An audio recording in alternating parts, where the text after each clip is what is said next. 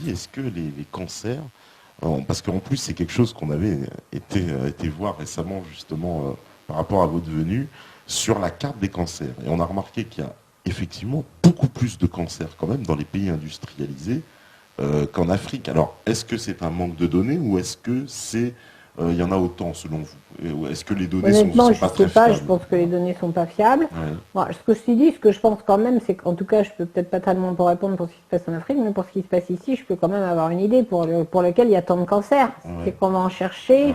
des kilos qui n'aura jamais fait parler d'eux. Hein, à commencer par le sein et la prostate. Donc, un homme bien portant ne se fait pas faire de PSA, sinon il se retrouve, surtout s'il a 50 ans, parce que ça commence à monter doucement, parce que bon, tous les le dépistage de l'antigène spécifique de la prostate, bon, à partir de 50-55 ans, ça commence à monter doucement. À 70 ans, tous les hommes ont un PSA un peu élevé. Enfin tous, j'exagère, mais enfin beaucoup. Et on sait très bien dans les autopsies des hommes âgés, au-delà de 70-80 ans, on trouvait toujours des cellules cancéreuses de prostate qui n'auraient jamais fait parler d'elles. Donc si vous voulez, si on va les chercher, parce qu'on fait un dépistage systématique, on trouve effectivement des cellules cancéreuses, si on ne ment pas, il y a des cellules cancéreuses, et donc on dit, oh là là, le cancer de la prostate, crac, on vous enlève votre prostate, on vous rend impuissant, etc., avec tout ce qu'on veut. Psychologiquement cassé quand même, etc. Et puis vous croyez cancéreux. Donc on vous fout votre vie en l'air pour un cancer qui éventuellement n'aurait jamais fait parler de lui. Ou ne vous aurait pas tué. Donc c'est une vraie catastrophe. Le cancer de la prostate en France a augmenté, je sais pas, de 75%. Mais bon, c'est délirant. C'est parce qu'on le dépiste. Et alors qu'il est démontré quand même partout et maintenant dans tous les pays effectivement industrialisés où il y a eu des gens qui ont vraiment voulu faire dépister ces cancers-là, que finalement ça sert à rien et que ça fait que des victimes supplémentaires. Ça augmente considérablement le taux de cancéreux d'un pays. Donc si vous voulez, les statistiques, il faut voir à quoi elles correspondent. Bon, idem pour le cancer du sein, hein, on a augmenté, maintenant on sait que le dépistage du cancer du sein systématique, alors, je ne parle pas de la dame qui a une boule et qui va voir son médecin, hein, ça c'est un signe clinique. La clinique c'est bien. Hein. Là, celle-là, on l'explore, on fait une mammo, on fait ce qu'on veut, je m'en fous, mais c'est quelqu'un qui a eu un problème. Le dépistage systématique, c'est vous recevez la petite enveloppe du conseil général qui vous dit il faut faire dépister, faire une mammo. Ouais. Puis vous y allez quand même, puis la copine elle y va aussi, et crac, un jour après, vous êtes toutes les deux à la clinique en train de vous faire biopsie et enlever un sein. Ça va quoi, faut arrêter quoi. Parce que ça, c'est démontré que ça ne diminue pas la mortalité. Et ça ne diminue pas non plus, contrairement à ce qui a été dit en novembre dernier, en octobre rose dernier, par la ministre, je crois bien, en tout cas par l'Institut national du cancer, ça ne diminue pas le nombre de mutilations. Donc c'est pas parce qu'on va le dépister par la lettre de la poste, là, qu'on va le faire plus tôt, qu'on va avoir moins de mastectomie en France. Au contraire, ça continue à augmenter. Donc il ne faut pas faire de dépistage systématique.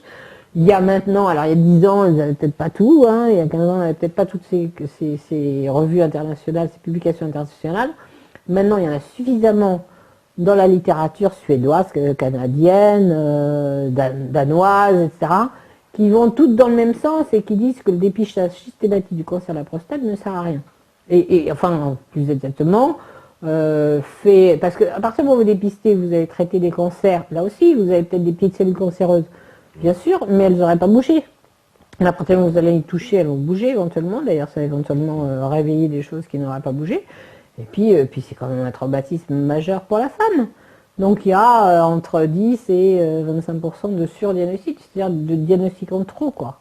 Donc il faut arrêter de faire ce dépistage systématique. Ça fait vivre beaucoup de gens, là aussi, parce que ça fait vivre les gens qui font des dépistages, toutes les petites associations contre le cancer du sein, tout ça qui touche des subventions. Enfin, je veux dire, c'est toute une économie d'un pays depuis 20 ans qui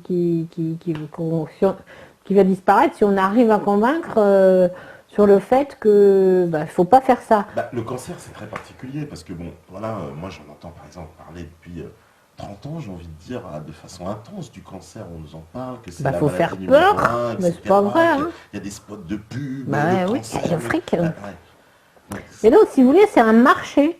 C'est un marché, effectivement. Et alors, c'est pour ça, après, vous me parlez de statistiques de nombre de cancers, mais de quel cancer on parle?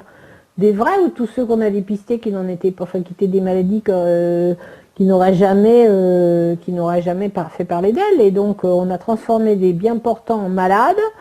On a cassé des familles, parce que quand ma femme a eu un cancer du sein, alors tu sais, là, alors si ça se trouve, c'est pas un... Je dis, attends, vous avez un cancer du sein, mais il y avait des signes. Ah non, non, elle a eu des dépistage. Je veux dire, c'est insupportable, quoi. Il vaut mieux être en bon état psychique pour se battre contre une maladie. Parce que, bon, il y a quand même des petites preuves biologiques, si j'ose dire. Quand les gens, bon, on voit bien quand même les gens qui perdent un être cher, il y a quand même des femmes qui vous sortent leur cancer du sein dans les 6 mois quand même, hein, mais des vrais ceux-là, pas ceux dépistés par la petite enveloppe, des vrais quoi. Bon, il est clair que l'état psychique joue sur l'état immunologique. Bon là, quand on dose les petites cellules immunitaires, etc., on démontre. Et que cet état immunitaire de défense immunitaire a sûrement un effet dans la guérison. Moi, je crois que c'est quand même très très important, effectivement, de se sentir bien. Alors c'est là où toutes les petites méthodes à côté peuvent agir. Hein. Je veux dire, la personne qui va faire du yoga toutes les semaines ou 3 fois par semaine pour se détendre, peut-être ça va beaucoup l'aider à guérir son cancer. Moi, ça, je crois vraiment ça. Soyez normaux, soyez sains, profitez de la vie. Est-ce que vous ne faites pas quand même le lien entre eux? Parce que moi, je pense que ce que je traduis ce que je dis dans beaucoup de questions, mais est-ce que vous ne faites pas le lien entre notre consommation alimentaire réellement et les modes de vie aujourd'hui qui sont vraiment, pour le coup, on sait très, voilà, toute l'industrie agroalimentaire, elle utilise depuis l'agriculture dans les pesticides, mais les additifs alimentaires. Non, tout ça c'est pourri, il faut essayer d'éviter tout ça, je suis d'accord. Je suis pas sûre que ça fabrique, mais bon, voilà, ça rien, ça fabriquerait pas plus de maladies dégénératives, c'est encore plus un risque, l'Alzheimer et tout ça, peut-être que des cancers même. Moi, je pense que le risque de devenir nanar et voilà. Oui, parce que ça atteint les cerveaux. Ça s'est développé. Ah oui, mais ça, non, c'est pas une vue de l'esprit du tout. Non, mais ça, c'est quand même. Attendez, c'est pas une vue de l'esprit, mais c'est pas exclu que ce soit, je sais pas, les vaccinations multiples et variées, etc., qui aussi multipliaient toutes ces maladies-là. Hein. Pareil, sclérose en plaques, la sclérose en plaques. Quand on cherche des statistiques, c'est très concentré sur les pays industrialisés, quoi, encore une fois. Quoi. Mais oui, mais en Afrique, il y a très peu de... Alors après, c'est quand même pas des diagnostics si faciles que ça non plus à porter. Il faut avoir le temps aussi de les développer, ces maladies-là aussi.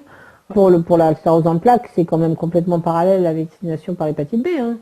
Ah oui. Je veux dire, alors là, c'est pas compliqué. Hein. Je veux dire, faut quand même être simple. Et quoi, à un moment donné, on demandait à tout le monde de se vacciner contre l'hépatite B. Mais attendez, je crois que c'est toujours le cas. Je pense que les jeunes professionnels sont toujours obligés de se faire la vaccination contre l'hépatite B. On a en Belgique, pour revenir aux gardes d'asile, qui donnent quand même aussi des lésions neurologiques importantes quand c'est pas des morts. La vaccination est obligatoire, je crois, en Flandre, chez les ados, quoi. C'est complètement scandaleux, quoi. C'est complètement aberrant. L'aluminium, tu vois, vous voyez, je crois beaucoup à la toxicité de l'aluminium dans les vaccins, à la toxicité de certains médicaments aussi, hein, mais donc moi je penserais plus à... Et effectivement, il est logique qu'on ait plus toutes ces maladies-là parce qu'on bouffe trop de médicaments. Et qu'on prend trop de vaccins et peut-être trop de compléments alimentaires dans lesquels il y a des vrais médicaments. Compléments alimentaires ou médicaments, c'est en fait en fonction de si vous avez déposé à l'Agence européenne du médicament, si vous déposez un dossier à 80 000 euros, à 300 000. Hein. Donc si vous voulez pas faire... Il y a tout un nombre de règles pour devenir médicament que vous n'avez pas pour devenir complément alimentaire. Mais c'est quand même des molécules chimiques souvent ou des plantes, je veux bien. Enfin les plantes, c'est pas forcément pas toxique. Hein. Si c'est efficace, je parlais de la digoxine tout à l'heure, si c'est efficace, il y a des effets secondaires, enfin il y a des effets positifs, négatifs, et surtout il y a des risques d'interaction. Donc il faut être extrêmement vigilant avec les compléments alimentaires aussi. Ah, donc vous mettez en garde contre les compléments alimentaires. Et gens qui en utilisent. Donc, oui, et surtout avec l'association des compléments alimentaires et des médicaments. Parce que ce sont des molécules, hein, toutes des molécules chimiques, des plantes, c'est des choses qui ont des effets. Encore une fois, si ce n'est pas des effets placebo, si c'est des vrais effets, ça devient dangereux. Et si ce sont des effets effectivement qui peuvent agir à avoir des interactions, ça peut être très toxique. Donc il faut que les gens vraiment fassent très très attention aux interactions médicamenteuses entre toutes les formes de médicaments, y compris ceux qu'on appelle compléments alimentaires. Voilà. Alors ouais, on met la statistique, je pense qu'il a été la chercher, 2% des Africains de plus de 65 ans ont Alzheimer. Voilà, c'est un petit truc. C'est bien, on va aller là-bas.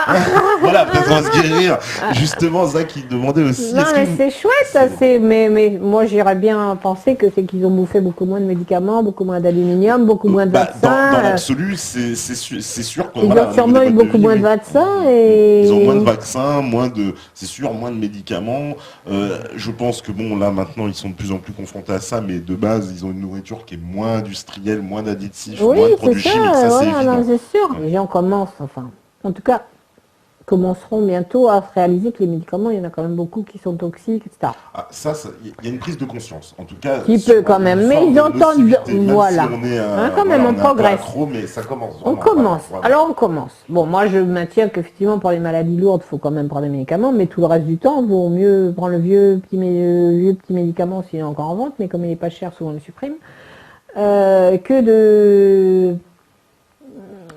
de prendre un nouveau médicament quand on peut éviter. Il ne faut jamais de nouveaux médicaments, il faut attendre que les effets secondaires apparaissent, parce qu'ils sont tellement vite mis en place. Mais